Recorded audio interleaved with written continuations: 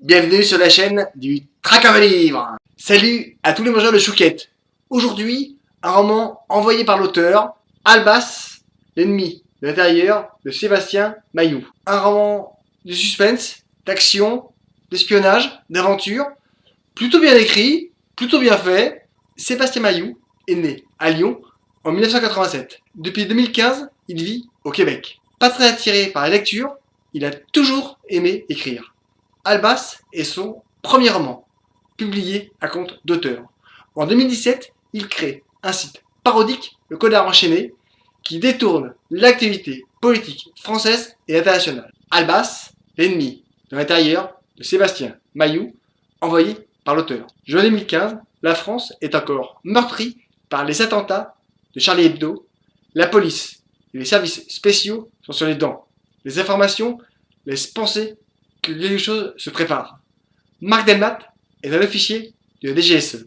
Les services viennent de libérer un journaliste retenu en otage depuis plusieurs mois en Syrie. Le récit du journaliste Sidney Catillo est précieux pour les renseignements. Il semble qu'il ait été retenu les derniers mois par un groupe de mercenaires qui se fait appeler Albas. L'un des mercenaires est français. Bastien Scalvioni, une étoile montante du rugby qui s'est brûlé les ailes et a terminé avec des accusations de mœurs. Et voilà qu'on le retrouve en Syrie en prenant d'otage. Tous les clignotants sont au rouge. Depuis quelques temps, les services ont admis des départs de Français pour le djihad. Souvent, des profils qui ressemblent à l'ancien rugbyman. Des personnes en recherche de repères, des espoirs déçus. Ils ont besoin d'une cause. Sur place, Delvat a l'un de ses anciens agents, Eli Gemoun, engagé dans les militaires. Il le décide à s'intégrer dans la cellule de mercenaires Albas, à Alep, aidé par Louisa Bensedik, une redoutable enquêtrice de la DGSI. Ils vont partir en chasse et tenter de stopper une opération qui pourrait leur exploser au visage.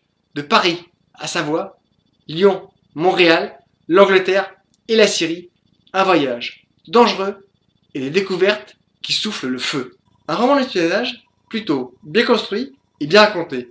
L'histoire tient en haleine du début à la fin et nous provoque des sueurs froides. L'auteur se sert de beaucoup de choses qui nous interpellent.